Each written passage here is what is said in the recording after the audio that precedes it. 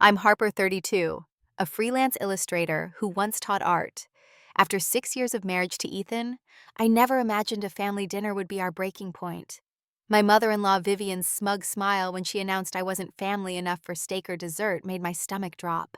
Years of subtle exclusion culminated in that moment as Ethan avoided my eyes, choosing his mother over me yet again. What I said next silenced the entire table and changed everything. Where are you watching from? I'd love to know in the comments.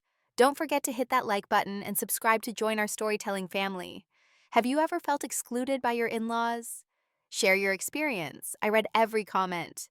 My story begins 10 years ago when my entire life changed in a single night. I was 22 in my final semester of art school when a police officer knocked on my apartment door.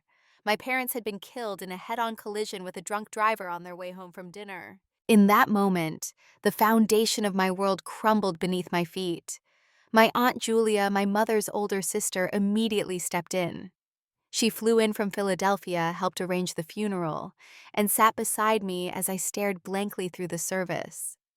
When I fell apart afterward, she was there to pick up the pieces. Though she had never married or had children of her own, she became the closest thing to a parent I had left. "You'll get through this, Harper," she would tell me, her voice firm but gentle. "One day at a time.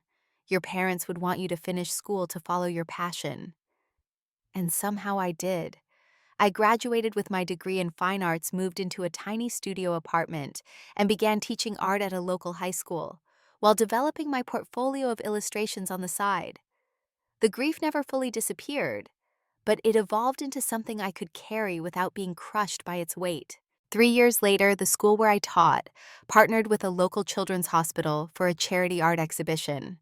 My students created pieces to be auctioned, and I contributed several of my own illustrations, whimsical scenes of children on magical adventures that had become my specialty. That's where I met Ethan. He was 30 tall with kind brown eyes and an easy smile, wearing a suit that looked both expensive and slightly uncomfortable, as though he wasn't used to formal wear. He stood in front of one of my illustrations for so long that I finally approached him. "Are you interested in the piece?" I asked. He turned to me with surprise, then smiled. "Very much so. There's something about it. The way the light streams through the trees. It reminds me of a place I used to go as a kid." "That's exactly what I was trying to capture," I replied, surprised and pleased. Most people commented on the fantastical elements, the tiny dragons hiding in the foliage, the fairy lights twinkling in the branches. Ethan had seen beyond that to the emotional core of the piece. We talked for nearly an hour, barely noticing as the exhibition continued around us. He worked as a financial analyst at his father's accounting firm, but confessed a secret love of literature and art. By the end of the evening, he had purchased my illustration for double the asking price and asked for my number. Our romance unfolded with an intensity that took my breath away. Ethan was thoughtful, attentive, and seemed genuinely interested in my work in a way few people had been. Within 6 months, we were talking about marriage. "I want you to meet my parents," he said one evening as we sat on the small balcony of my apartment sharing a bottle of wine. "They're having their annual summer barbecue next weekend. Would you come?" I agreed immediately, though a flutter of nervousness settled in my stomach. Ethan spoke of his father Richard with warm admiration and mentioned his younger sister Grace frequently, but references to his mother Vivian always came with a slight change in his tone, a carefulness that I hadn't quite decoded yet. The day of the barbecue arrived, and I spent too long deciding what to wear, finally settling on a blue sundress that Ethan had once complimented. We drove to his parents' suburban home, a large, immaculate colonial with perfectly manicured landscaping, and I clutched a bottle of wine and a bouquet of flowers as we approached the front door. Vivian Powell opened the door before we could ring the bell. In her early 60s, she was slim and elegant with perfectly styled blonde hair and piercing blue eyes that immediately assessed me from head to toe. "Ethan, darling," she said, embracing her son while keeping her eyes on me. "And you must be Harper." "It's lovely to meet you, Mrs. Powell," I said, extending the flowers. "Thank you for having me." "Vivian, please," she replied with a smile that didn't quite reach her eyes. She took the flowers with a nod. How, thoughtful. Though I do prefer lilies to daisies. Perhaps Ethan didn't mention. And that was my introduction to Vivian Powell, a master of the subtle dig, the backhanded compliment, the implied criticism. Throughout the afternoon, she managed to question my career choice. Teaching art, how fulfilling that must be, though I imagine the salary is challenging, comment on my appearance. That dress is quite youthful, dear, and express surprise at my background. No siblings at all, and both parents gone. How unusual. Ethan seemed oblivious to most of it, and when I mentioned it on the drive home, he sighed. Mom can be a bit old-fashioned, he said. She needs time to warm up to people. She was the same way with my sister's husband at first, and now they get along great. I wanted to believe him, so I did. Over the following months, I made countless efforts to win Vivian's approval. I learned family recipes, offered to help with her charity committee, asked about her garden. Each attempt was met with the same polite distance, the same subtle reminders that I was an outsider. When Ethan proposed 6 months later with his grandmother's diamond ring, Vivian's response was telling. Well, she said, examining the ring on my finger, I suppose we'll need to have it resized. Your hands are larger than the women in our family. The wedding planning became a battleground, though only Vivian and I seemed aware we were at war. She dismissed my ideas, changed arrangements without consulting me, and frequently reminded Ethan of family traditions that somehow always excluded my preferences. When I suggested incorporating a memorial candle for my parents, Vivian countered that it would cast a pall over the festivities. Aunt Julia noticed, of course. That woman is a piece of work, she muttered during a cake tasting that Vivian had rescheduled twice. Are you sure you want to marry into this family, Harper? But I was in love with Ethan, who remained kind, supportive, and seemingly unaware of the tension between his mother and me. Or if he was aware, he had mastered the art of looking the other way. We married in a ceremony that was beautiful despite being more Vivian's vision than mine. And I truly believed that once we were officially family, things would improve. I was wrong. The early years of our marriage established a pattern that would define our relationship with Vivian. She instituted mandatory Sunday dinners at her house.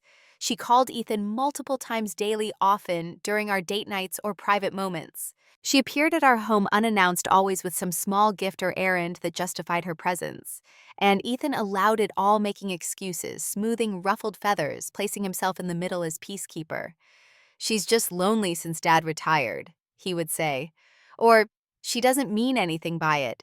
Or my personal favorite, you're imagining things, Harper. Mom loves you. The Christmas after our first anniversary crystallized the situation for me. As the family gathered to open presents, Vivian distributed monogrammed stockings to everyone.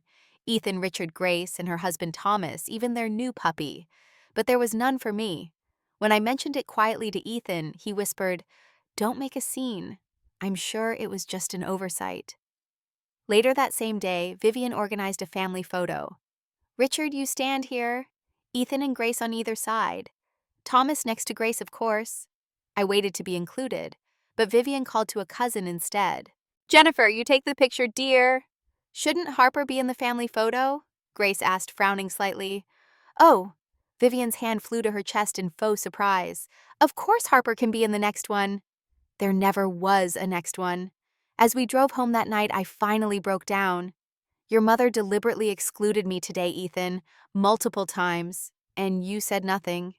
You're being too sensitive, he replied, his knuckles white on the steering wheel. Mom is just set in her ways. It takes time for her to adjust to new people in the family. We've been married for over a year, I pointed out.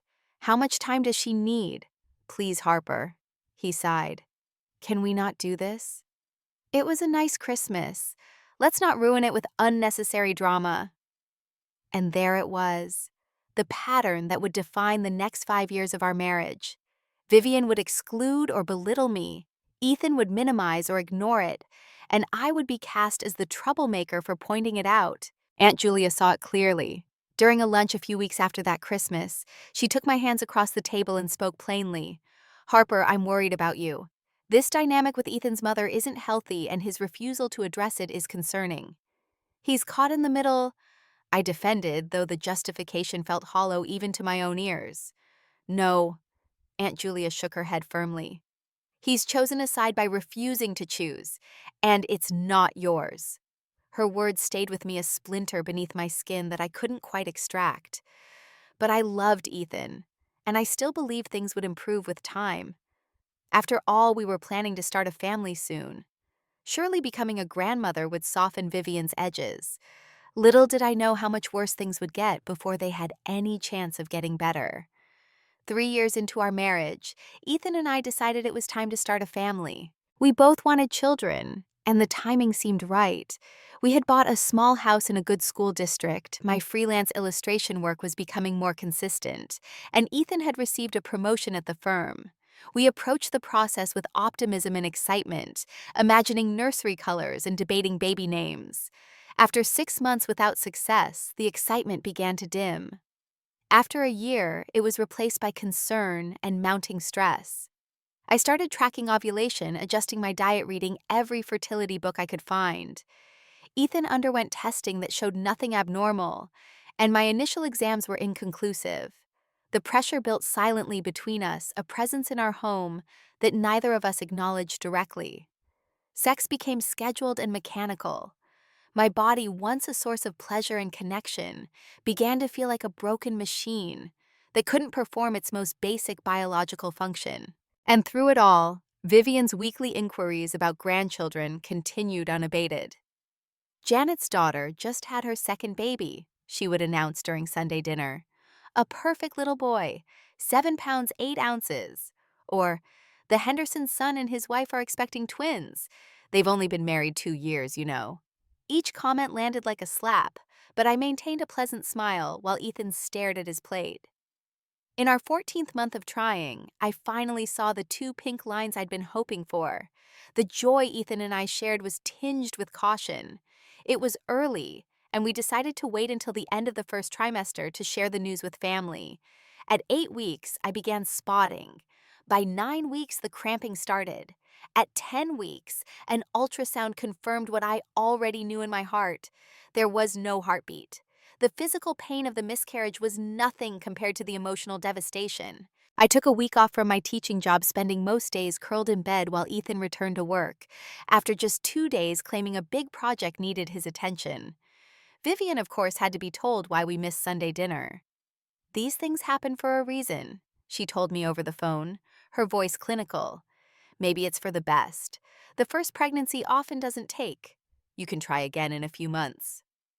I handed the phone to Ethan, unable to continue the conversation, and locked myself in the bathroom to cry. Later, when I asked Ethan how he could let his mother speak to me that way during such a painful time, he sighed. "She didn't mean it the way it sounded, Harper. Mom was a nurse before she married Dad. She's just being practical." "Practical?" I echoed in disbelief. "I lost our baby Ethan. There's nothing practical about grief."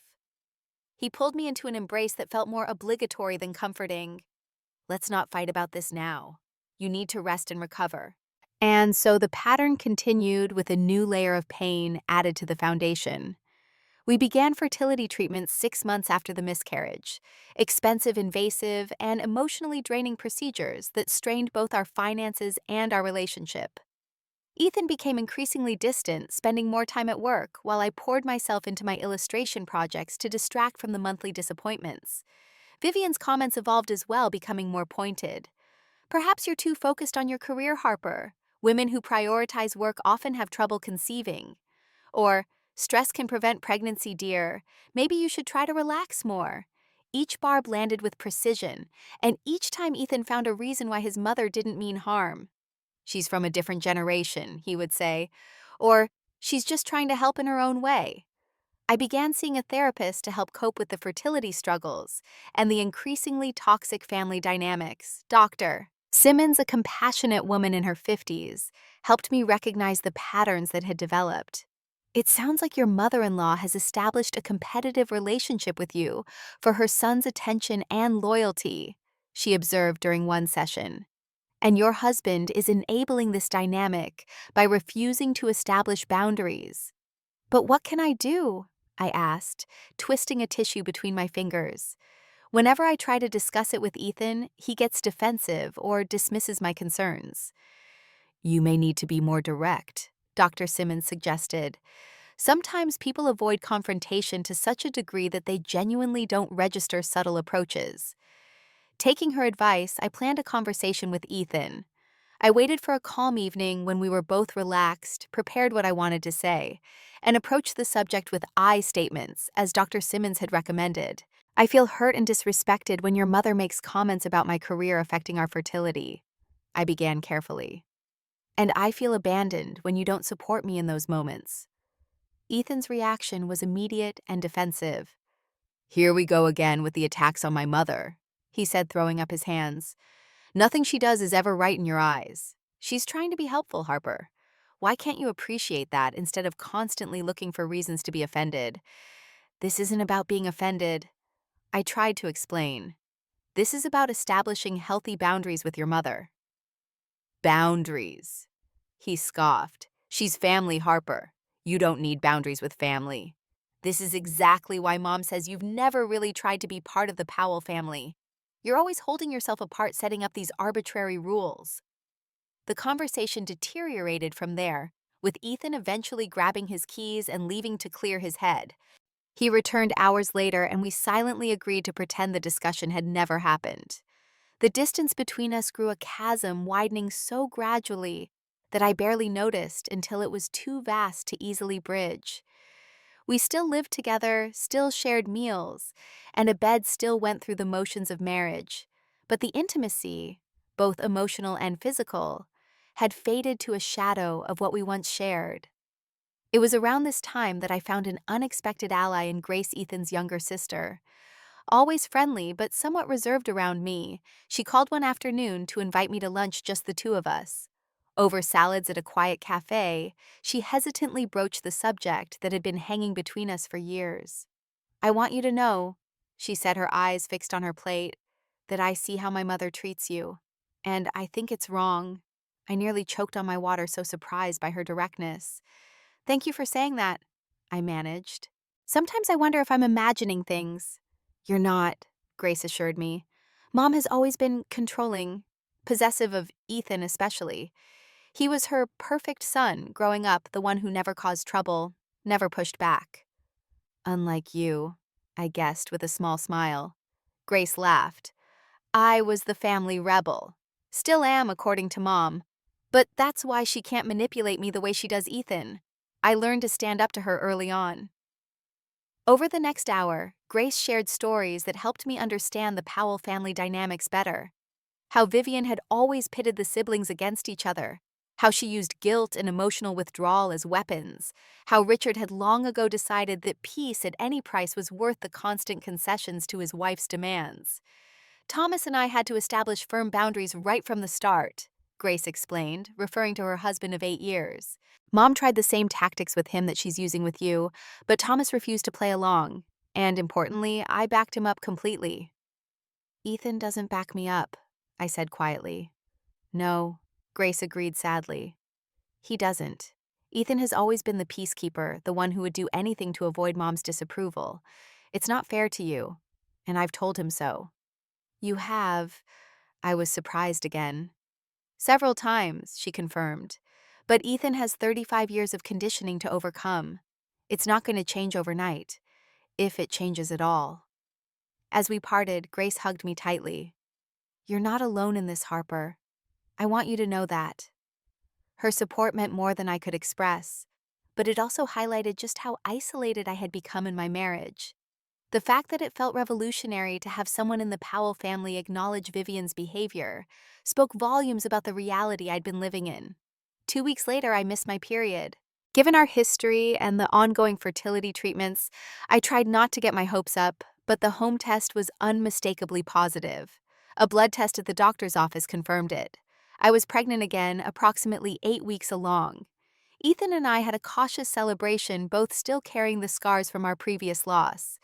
We agreed once again to keep the news private until after the first trimester.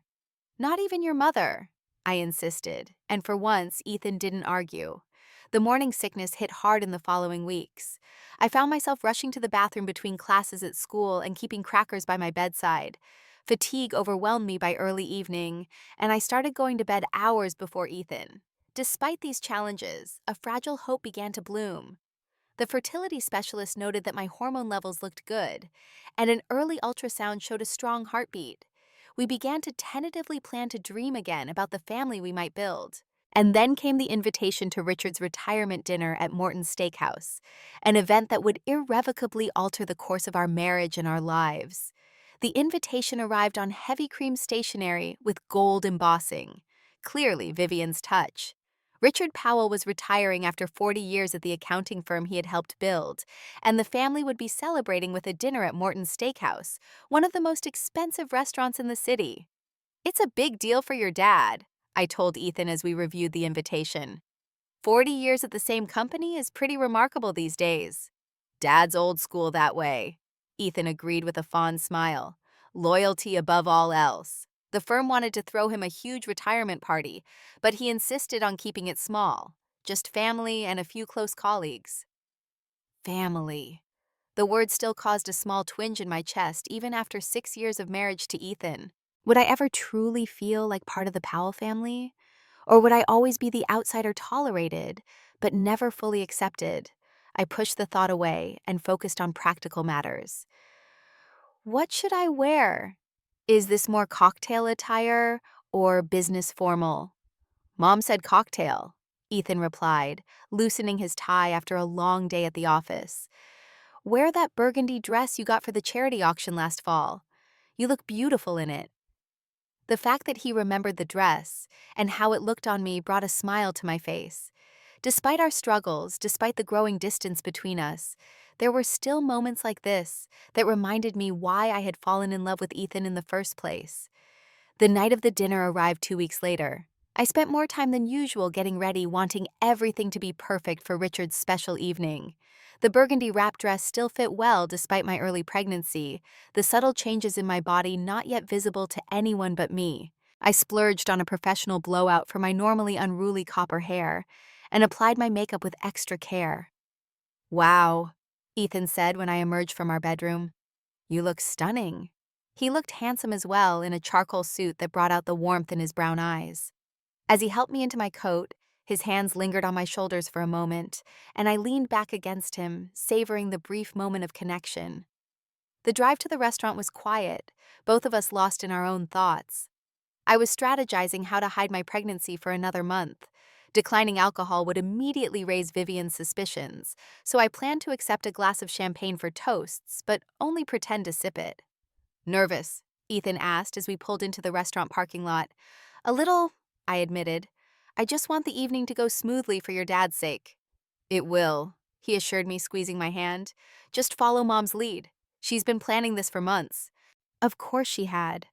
Vivian Powell never missed an opportunity to orchestrate a family event down to the last detail, ensuring it reflected her vision and her control. We were the third to arrive after Vivian and Richard and Grace and Thomas, with their twin daughters, Lily and Rose, who had just turned 7. The girls rushed to greet me with hugs, while Vivian directed everyone to their assigned seats at the large round table.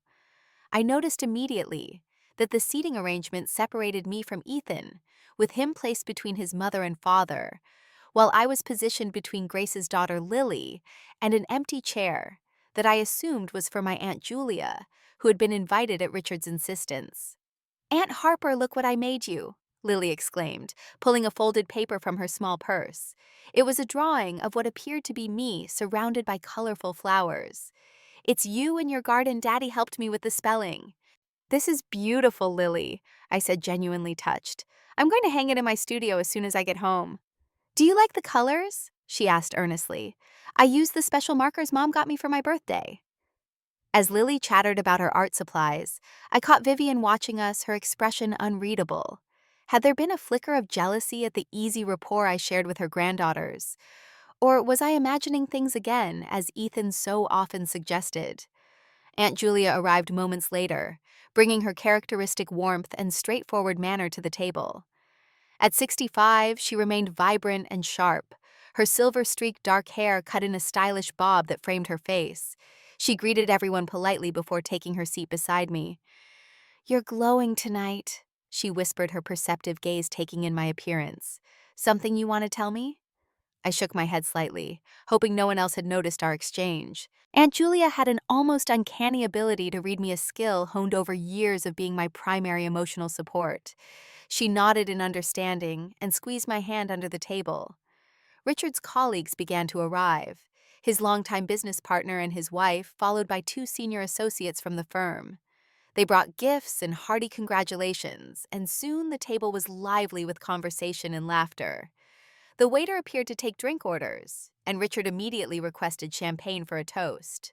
"The best bubbly in the house," he instructed, with the easy confidence of a man who had worked hard all his life and was finally ready to enjoy the fruits of his labor.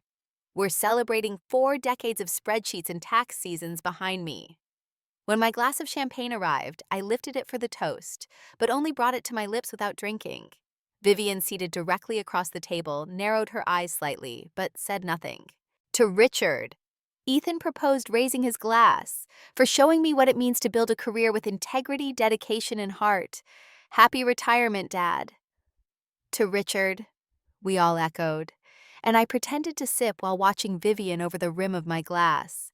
Her gaze flicked between my face and my barely touched champagne, her expression calculating. The appetizers arrived next, a selection of high-end steakhouse starters, including jumbo shrimp cocktail crab cakes and bacon-wrapped scallops. The twins eyed the seafood suspiciously until I encouraged Rose to try a small piece of scallop.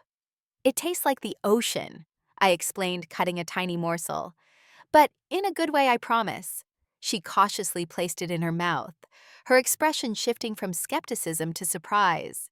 "It's good," she declared, reaching for another piece. "Harper has always been wonderful with children," Aunt Julia commented to Grace. "She has a natural gift for it." The innocent observation sent a pang through my heart. Yes, I love children. I had always wanted them. And now, at 32, I was finally pregnant again after years of trying a previous loss and countless medical interventions. The tiny life growing inside me was still our secret, a fragile hope I was almost afraid to acknowledge fully. Ethan caught my eye from across the table and offered a gentle smile. He knew what I was thinking. Later that night, he would hold me and promise that everything would be different this time, that our baby would be healthy and strong. But at the moment, separated by the physical distance of the table and the emotional distance that had grown between us, he seemed unreachable. The conversation flowed around various topics: Richard's plans for retirement traveling, and finally learning to play golf, the firm's future direction, the twins' upcoming school play. I participated when addressed directly, but otherwise focused on managing my nausea, which tended to worsen in the evenings. A steakhouse with its powerful cooking aromas was particularly challenging. When the waiter returned to take dinner orders, Vivian immediately took charge, as she had no doubt planned to do all along. "We'll have the porterhouse steaks for sharing," she informed the waiter with the confidence of someone used to speaking for others. "And for sides, the truffle mac and cheese, creamed spinach, and roasted Brussels sprouts for the table." She then proceeded to order specific cuts for each person: filet mignon for Richard, New York strip, for Ethan ribeye, for Thomas smaller fillets for herself and Grace, and children's portions for the twins. I waited for her to include me in the order, but she smoothly moved on to requesting specific temperatures for each steak, without so much as glancing in my direction. The waiter, professional and attentive, noticed the omission and turned to me. "And for you, ma'am?" he asked. Before I could respond, Vivian interjected, "Oh, Harper will just share with the table. These portions are quite large." 6 years of similar slights had taught me to pick my battles carefully. "Actually," I said to the waiter, maintaining a pleasant tone, "I'd like the grilled salmon, please, medium with seasonal vegetables instead of potatoes." Vivian's practiced smile tightened almost imperceptibly. "Still on that health kick, dear? One steak won't hurt." "I just prefer the salmon tonight," I replied evenly, though we both knew this wasn't about food preferences. This was yet another in a long line of Vivian's subtle ways of excluding me, of marking me as different, as not really part of the family. Ethan, deep in conversation with his father's business partner about investment strategies, hadn't noticed the exchange. Or perhaps he had chosen not to notice, as he so often did when his mother's behavior crossed a line. Aunt Julia had noticed, however. I could feel her tension beside me, though she remained outwardly calm. She had witnessed too many of these moments over the years and had urged me more than once to confront the situation directly. But I had always chosen peace over confrontation, compromise over conflict, choices that had slowly eroded my sense of self-worth and agency in my marriage. The dinner continued with the typical family dynamics in play. Richard held court at one end of the table, sharing amusing anecdotes from his long career. Vivian managed everyone's experience from her position of power, ensuring she remained the center of attention. Grace mediated when tensions arose, while Thomas made dad jokes that actually had me laughing despite my discomfort. The twins provided adorable distractions, and Aunt Julia kept me engaged whenever Vivian's attention turned elsewhere. When the main courses arrived, the table fell momentarily silent as everyone admired the impressive spread. The steaks were enormous, sizzling on heated plates, and the shared sides looked delicious. My salmon appeared last, a comparatively modest portion on a bed of roasted vegetables. "That looks lovely," Aunt Julia commented, though I could see her noting the stark difference between my plate and the abundance shared by the rest of the family. I had just taken my first bite when Vivian made her next announcement. "I've ordered special desserts for everyone," she said, her voice carrying just enough to ensure the entire table heard. "Richard's favorite chocolate souffle cake with gold leaf. They're preparing it tableside." The twins squealed with excitement at the mention of dessert, and even Ethan looked pleased. He had inherited his father's sweet tooth. "That sounds wonderful," I said sincerely. Dessert was usually safe territory in the complex landscape of family politics. Vivian smiled that particular smile I had come to recognize all too well, the one that never quite reached her eyes. "I only ordered for family," she said, her voice honey-coated but laced with venom. "The portions are quite specific." Aunt Julia's fork paused halfway to her mouth. "What do you mean Vivian Harper didn't get dessert?" "I only ordered for family." Vivian repeated, her emphasis subtle but unmistakable. "I'm sure Harper understands. She's so conscious of her figure anyway." The table fell silent. Even the twins seemed to sense the sudden tension. Ethan continued chewing his steak, his eyes fixed on his plate. 6 years of slights. 6 years of being the outsider. 6 years of Ethan telling me it wasn't intentional, that his mother just needed time to warm up to people, that I should be patient. "Am I family or not?" I asked, looking directly at Ethan. He swallowed hard, still not meeting my eyes. "Don't do this," he muttered. "Not here." "If not here, when?" I asked, my voice quiet but firm. "Your mother just publicly stated that I'm not family after 6 years of marriage. I think that deserves a response." Vivian's perfect composure slipped for just a moment, her eyes widening at my direct challenge. This wasn't how these scenarios usually played out. Typically, I would swallow the insult, Ethan would pretend not to notice, and we would discuss it later in private, where nothing would change. "Harper," Vivian began, her voice taking on the condescending tone she reserved for when she thought I was being particularly difficult. "You're being oversensitive." I simply meant, "I know exactly what you meant." I interrupted, surprising even myself. "You've been saying it in one way or another since the day Ethan and I got engaged. I'm not really family. I'm an outsider. I'm temporary." "That's not fair," Ethan finally spoke up, but his defense was directed at me, not at his mother. "Mom didn't mean it that way." "Then how did she mean it?" Aunt Julia asked, her usually gentle voice taking on a steely quality I recognized from my childhood when she was standing up for someone. "Please explain, Vivian, why Harper wasn't included in the dessert order for a family celebration." Vivian's perfect mask slipped back into place. "I simply ordered desserts for those who have been part of our family traditions for years. Harper often declines dessert anyway." "I decline when you make a point of commenting on how it will affect my weight," I said quietly. "Not because I don't want to participate in family traditions." "This is ridiculous," Vivian said with a dismissive wave of her hand. "Richard, tell them this is not the time or place." Richard, who had been watching the exchange with a troubled expression, cleared his throat. "Actually, Vivian, I think we should address this. Harper has been part of this family for 6 years. She's my daughter-in-law, and I consider her every bit as much family as anyone at this table." Vivian's face flushed. "Of course she is." She backtracked smoothly. "I never suggested otherwise. This is all a silly misunderstanding." I looked at Ethan, waiting for him to say something, to stand up for me, to acknowledge the pattern that had been playing out for years. but he remained silent, shifting uncomfortably in his chair. "It's not a misunderstanding," I said, my voice steady despite the emotions churning inside me. "And it's not just about dessert. It's about 6 years of subtle exclusion. It's about Ethan never standing up for me when it happens. It's about being made to feel like a guest in my own family." The table fell silent when I said what no one expected: I'm pregnant. The words hung in the air, stunning everyone into silence. Even Vivian seemed at a loss for words. "We weren't going to tell anyone yet," I continued, my hand instinctively moving to my still flat stomach. "It's early. Only 8 weeks. We've been trying for over 2 years and we've had one miscarriage already. But yes, I'm pregnant. And I need to know once and for all if I'm part of this family. Because my child, your grandchild, your niece or nephew, your cousin—" I looked around the table.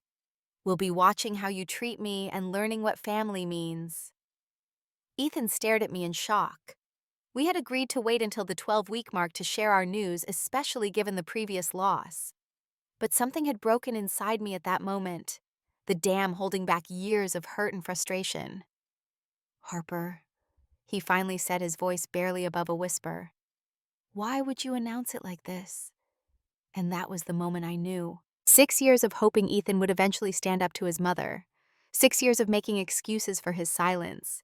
6 years of telling myself that his love for me would eventually outweigh his fear of disappointing Vivian. And in this crucial moment, his concern was still about keeping the peace rather than supporting me. "I need some air," I said, placing my napkin beside my plate and standing up. "Please excuse me." I walked out of the restaurant on unsteady legs, the cool evening air a relief after the suffocating tension inside. I had no plan, no idea what would happen next. I only knew that something fundamental had shifted, and there was no going back. As I stood outside the restaurant, the sounds of downtown traffic faded into white noise against the roaring in my ears. I'd never spoken to Vivian that way before, never publicly challenged the careful hierarchy she had established. My hands were trembling, and I pressed them against the cool brick of the building to steady myself. The pregnancy announcement hadn't been planned. After our miscarriage 2 years ago, Ethan and I had agreed to keep this pregnancy private until we passed the first trimester. The fertility treatments, the hormones, the anxious waiting, all of it had been our secret burden. Yet in that moment of raw honesty, it had spilled out of me like water through a broken dam. "Harper." I turned to find not Ethan as I'd expected, but Richard standing behind me, his expression a mixture of concern and something else. Respect, perhaps. "I'm sorry," I said automatically. "I didn't mean to ruin your retirement dinner." Richard shook his head, moving to stand beside me. "You didn't ruin anything. If anything, you finally said what needed to be said." He sighed deeply, looking older than he had earlier in the evening. "I've watched Vivian treat you this way for years, and I've said nothing.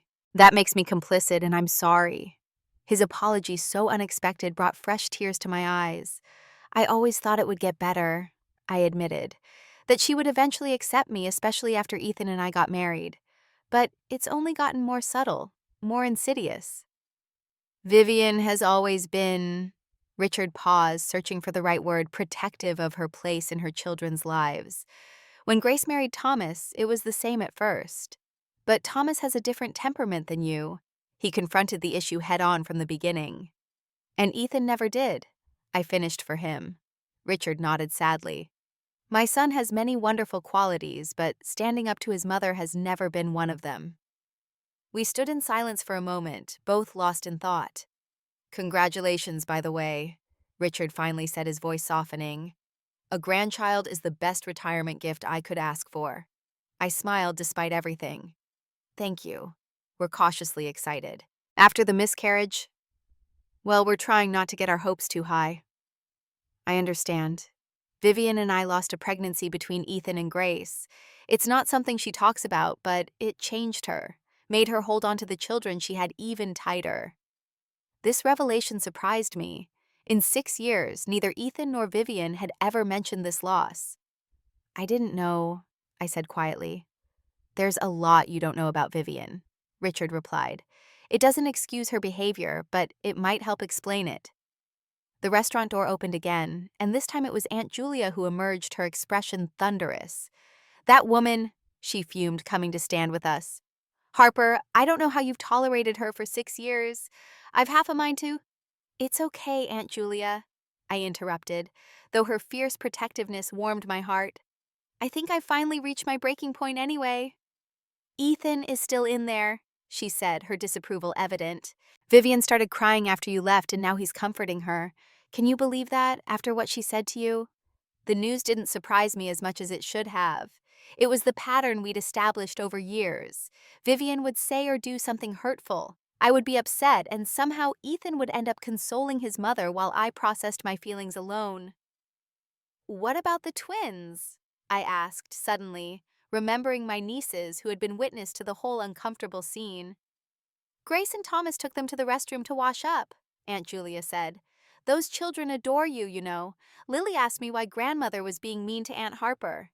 That broke my heart a little. They shouldn't have to deal with adult problems. "Children see more than we give them credit for," Richard observed. "They recognize unfairness instinctively." We fell silent as the restaurant door opened once more. This time it was Ethan, looking conflicted and drained. His eyes found mine immediately. "Harper, can we talk privately?" Richard squeezed my shoulder in silent support before heading back inside. Aunt Julia was more reluctant to leave. "Are you sure you're okay?" she asked me quietly. I nodded. "I'm fine. We need to talk." Once we were alone, Ethan ran a hand through his hair, a nervous gesture I'd come to know well over our years together. "I can't believe you told them about the pregnancy like that," he began, and immediately I felt my defenses rise. We agreed to wait. "That's what you want to talk about right now?" I asked incredulously. "Not the fact that your mother publicly excluded me from a family celebration. Not the fact that she explicitly said I wasn't family. She didn't mean it that way." Ethan said the reflexive defense of his mother so automatic it seemed to bypass his conscious thought. "You know how she is with planning things. She just got caught up in the details." "Ethan, listen to yourself," I pleaded. "Your mother deliberately ordered dessert for everyone except me, and when called out on it, explicitly stated it was because I'm not family. How else could she possibly have meant that?" He sighed heavily. "You don't understand. Mom has been under a lot of stress with Dad's retirement. She's worried about how their lifestyle will change, about losing her identity as the wife of a partner at the firm." And there it was, the pattern that had defined our marriage. Vivian would do something hurtful, and Ethan would find a reason why I should be more understanding, more patient, more forgiving. "I've been patient for 6 years," I said quietly. "I've made excuses for her behavior. I've swallowed my hurt feelings. I've pretended not to notice the subtle digs and exclusions. But I can't do it anymore, Ethan. Not with a baby on the way." His expression softened at the mention of our child. "I know it hasn't been easy," he admitted. "And I know Mom can be difficult. But she's my mother, Harper. What am I supposed to do?" "You're supposed to be my partner," I said, my voice breaking. "You're supposed to stand up for me when someone hurts me, even if that someone is your mother. You're supposed to put our family, me and this baby first." Ethan looked genuinely torn, and for a moment I felt a flicker of hope that he might finally understand. But then his phone buzzed with a text message. He glanced at it, and I knew without asking that it was from Vivian. "Mom's upset," he said, confirming my suspicion. "Dad's taking her home. We should go back inside and settle the bill." "That's it?" I asked, disbelief washing over me. "That's all you have to say?" "What do you want from me, Harper?" he asked, frustration evident in his voice. "Do you want me to cut my mother out of my life? Is that what would make you happy?" "I want you to set boundaries," I replied, struggling to keep my voice steady. "I want you to tell her that it's not acceptable to treat me like an outsider. I want you to choose us, our family, when she forces you to choose." "She's not forcing me to choose," he insisted. "You are." His words hit me like a physical blow. After everything that had happened that night, after Vivian's clear statement that I wasn't family, Ethan was still casting me as the unreasonable one. In that moment, with perfect clarity, I realized that nothing was going to change. 6 more years, 10 more years, a lifetime. The dynamic would remain the same as long as Ethan refused to acknowledge the problem. I need some space, I said finally. I'm going to call an Uber and go home. You stay and finish the dinner with your family.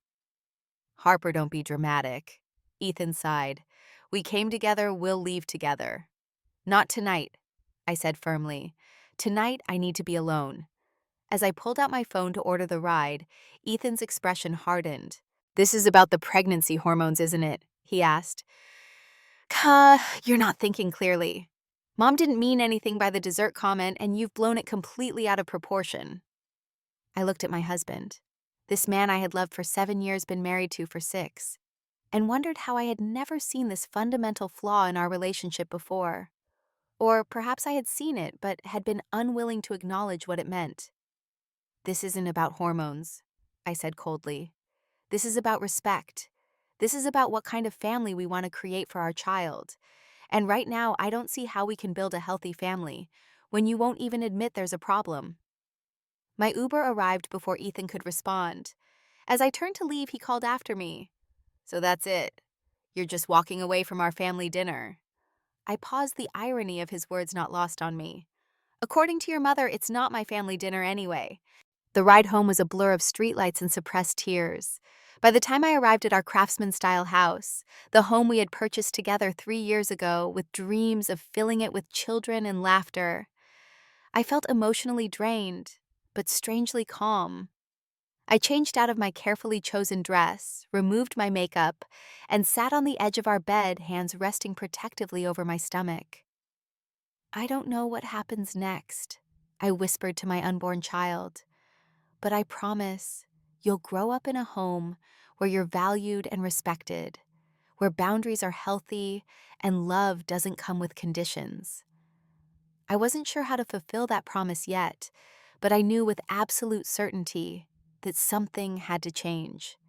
The pattern that had defined my relationship with Ethan and his family for 6 years was broken beyond repair, and maybe that was exactly what needed to happen. The house was dark and silent when Ethan finally came home 3 hours later. I was curled up on the living room sofa, rather than in our bed wrapped in the soft throw blanket my mother had crocheted for me before she died. I hadn't been sleeping, just staring at the shadows on the wall, replaying the evening's events, and trying to imagine a path forward. I heard him pause in the foyer, probably noticing the light from my phone reflecting off the wall. His footsteps were hesitant as he approached the living room. Harper. His voice was tentative, a sharp contrast to the defensive tone he'd taken outside the restaurant. Are you awake? Yes, I replied, not moving from my position on the couch.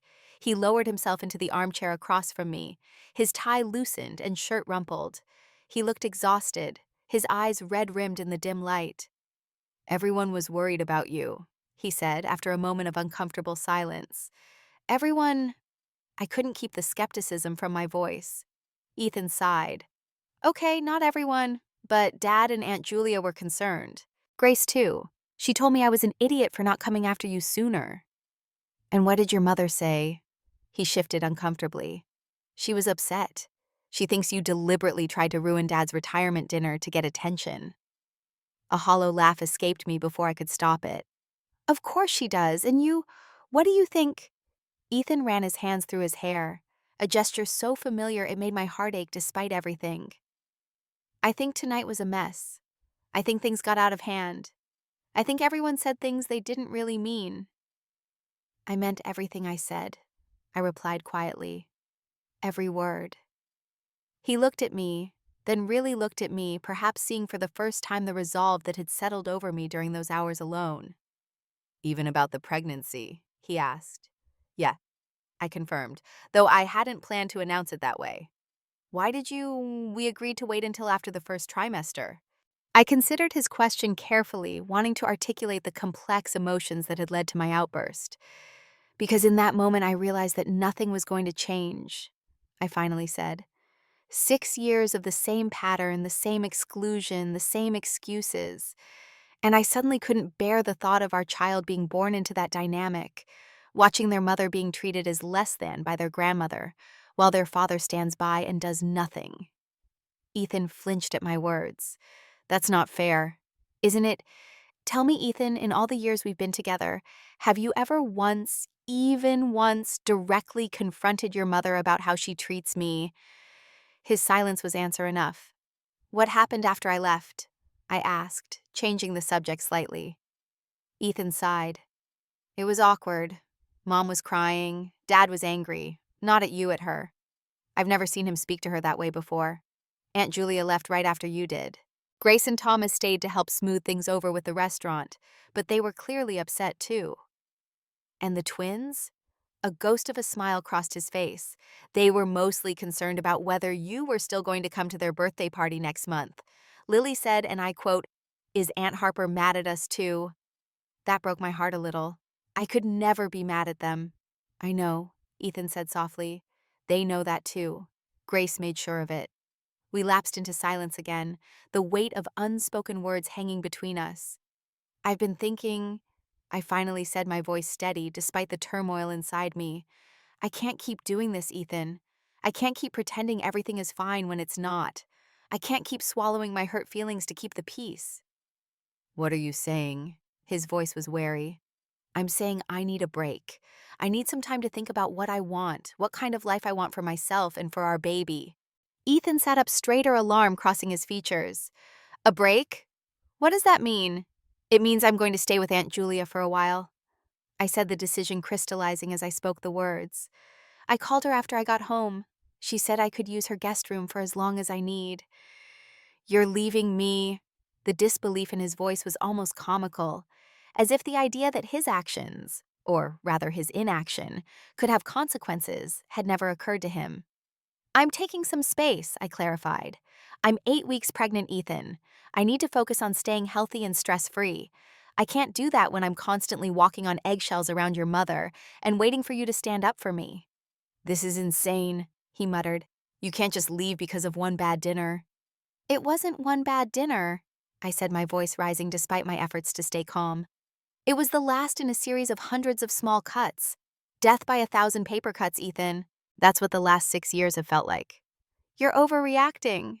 And there it is, I said, a sad smile playing at my lips. The same response you always have when I express hurt over your mother's behavior. I'm overreacting. I'm too sensitive. I'm misinterpreting. I'm hormonal. Never, not once have you considered that maybe, just maybe, I'm right. Ethan stood up abruptly, pacing the small confines of our living room. So that's it. You're just going to walk away from our marriage because of my mother? No, I said firmly. I'm taking a step back from a situation that is unhealthy for me and our baby. I'm giving you the opportunity to decide what kind of husband and father you want to be. One who stands up for his family, or one who allows his mother to disrespect his wife because it's easier than confronting the problem. That's not fair, he repeated, but with less conviction than before. Life isn't fair, I replied. But we get to choose how we respond to unfairness. I've chosen to stop accepting disrespect as my due. Now it's your turn to make a choice. When are you leaving? He asked, after a long moment, his voice hollow. Tomorrow morning. Aunt Julia is coming to pick me up around 10. Ethan nodded stiffly, as if he couldn't quite believe this was happening. And how long will you be gone? I don't know. I answered honestly. That depends on a lot of things. On whether you're willing to acknowledge the problem. On whether you're willing to set boundaries with your mother. On whether you want to build a healthy family with me and our baby. Of course I want that, he said, but the words sounded automatic, rehearsed.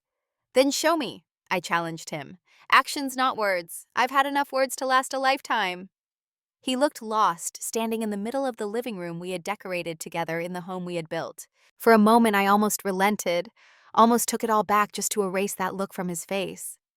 But the memory of Vivian's smug smile when she said, I only ordered for family, steeled my resolve. I'm going to bed, I said, standing up and folding the blanket carefully. I'll pack in the morning. As I passed him on my way to the stairs, he reached out and caught my hand. Harper, please. We can work this out. Don't leave. I looked at our intertwined fingers, at the wedding ring that had symbolized so much hope and promise 6 years ago. "I'm not leaving forever," I said gently. "I'm giving us both the space to figure out what we really want, what kind of life we want to build, what kind of family we want to be." He released my hand, slowly, nodding as if in a daze. "I love you," he said, his voice breaking slightly. "I love you too," I replied, and meant it. That's why this hurts so much. I climbed the stairs to our bedroom, each step feeling heavier than the last. As I lay in our bed for what might be the last time for a while, I placed a protective hand over my stomach. "It's just you and me for now, little one," I whispered. "But we're going to be okay. We're going to figure this out." As exhaustion finally overtook me, I drifted off to sleep with one thought crystallizing in my mind.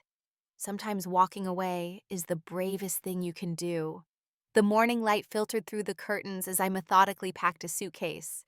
I wasn't taking much, just enough clothes for a couple of weeks, my laptop, essential art supplies for the freelance project I was working on, and a few personal items.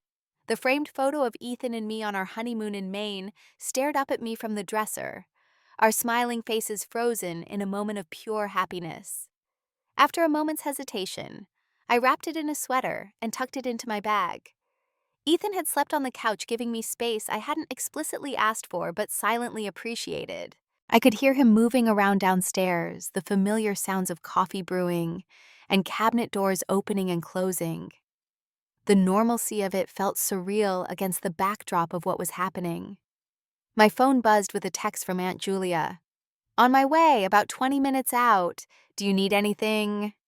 I texted back a simple "no thank you" and continued packing, pausing occasionally, when a wave of morning sickness threatened to overwhelm me.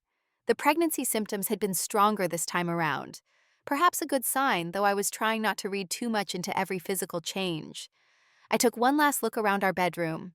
The pale blue walls we had painted together, the reading nook by the window, where I'd spent countless Sunday mornings with coffee and a book, the small potted succulent on my nightstand that Ethan had given me after our miscarriage as a symbol of resilience. So many memories in this room, both beautiful and painful. Carrying my suitcase downstairs, I found Ethan in the kitchen staring into a mug of untouched coffee. He looked up when he heard me, his eyes red and shadowed from a sleepless night. "I made you some tea," he said, gesturing to a steaming mug on the counter.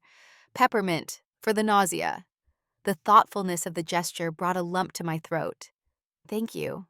We sat at the kitchen island in awkward silence, me sipping the tea, him continuing to stare into his coffee as if it contained answers. "Aunt Julia will be here soon," I finally said.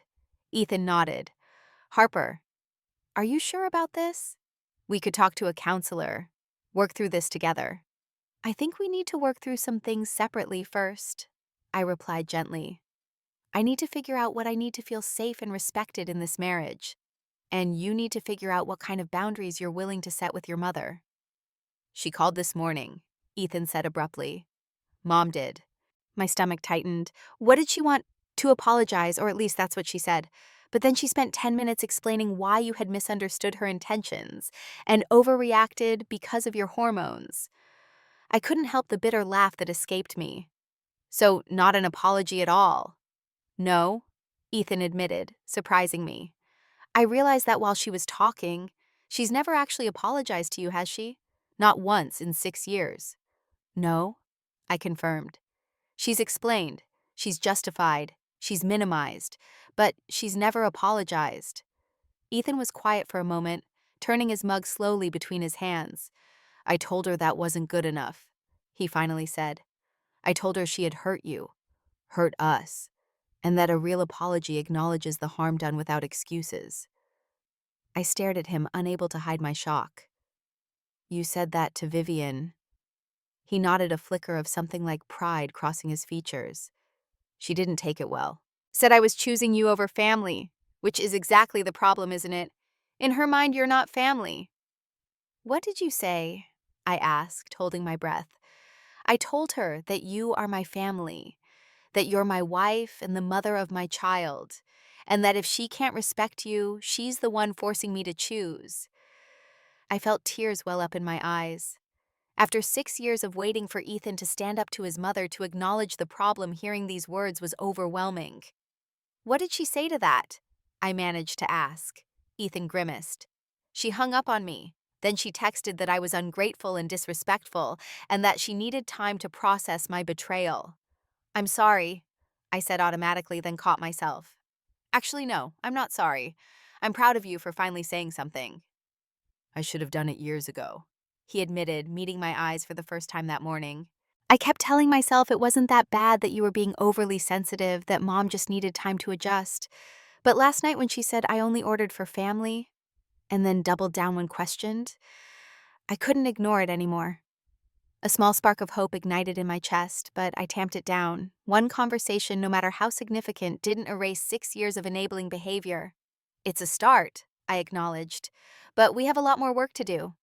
Ethan reached across the counter and took my hand. "Does this change anything about you leaving?" I squeezed his hand, but gently withdrew it. "No. I still need space to think, to process everything that's happened. And one conversation with your mother doesn't change the pattern we've established." He nodded, disappointment evident in his slumped shoulders, but acceptance in his eyes. "How will this work? Will we talk? See each other?" "I think we should take a week with minimal contact," I suggested. "Just daily check-ins about the pregnancy. Then maybe we can meet for coffee somewhere neutral and see where we stand." "A week feels like forever," he said softly. "It's been 6 years, Ethan.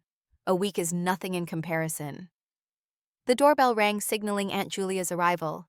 Ethan walked me to the door carrying my suitcase, despite my protest that I could manage it. Aunt Julia waited on the porch, her expression carefully neutral when she saw Ethan. "Good morning," she said politely. "Morning, Julia," he replied, equally formal. "Thank you for taking care of her." "She's family," Aunt Julia said pointedly, and I didn't miss the slight flinch from Ethan at her choice of words. I turned to my husband, suddenly unsure of the proper goodbye for this strange limbo we were entering. He solved the dilemma by pulling me into a gentle hug. "I love you," he whispered against my hair. "Both of you. Please remember that." "I know," I replied, allowing myself to briefly lean into his familiar warmth. "I love you too. That's why this is so hard." As Aunt Julia drove us away from the home Ethan and I had built together, I watched him standing in the doorway until he disappeared from view. The grief I felt was complicated, not just for what I was leaving behind, but for what I had endured for so long without realizing how much it was costing me. "You okay, honey?" Aunt Julia asked, reaching over to squeeze my hand. "Not really," I admitted, "but I think I will be." The week at Aunt Julia's passed in a blur of quiet reflection, long walks in her garden, and afternoon naps as the pregnancy fatigue hit me in waves.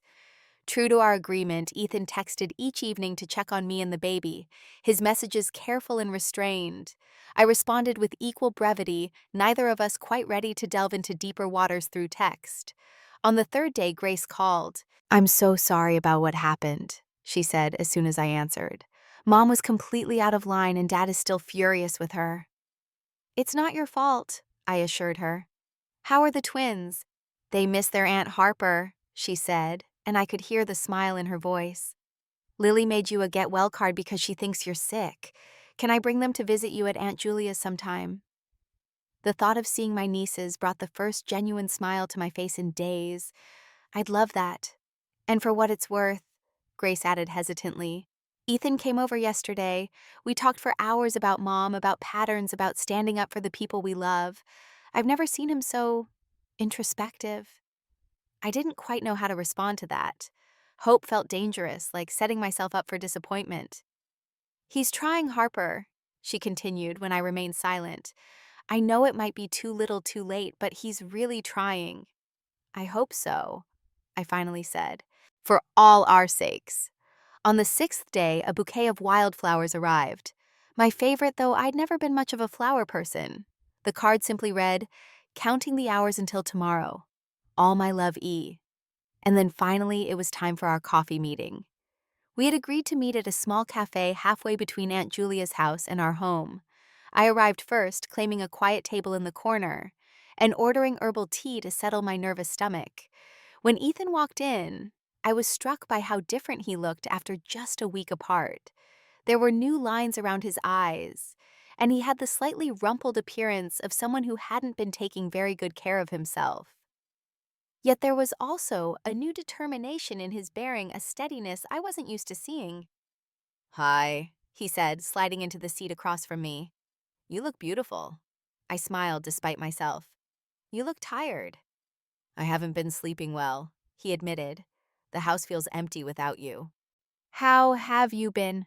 I asked, trying to navigate this strange new territory between us. "Honestly, it's been the hardest week of my life," he said, but also clarifying in ways I didn't expect. "What do you mean?"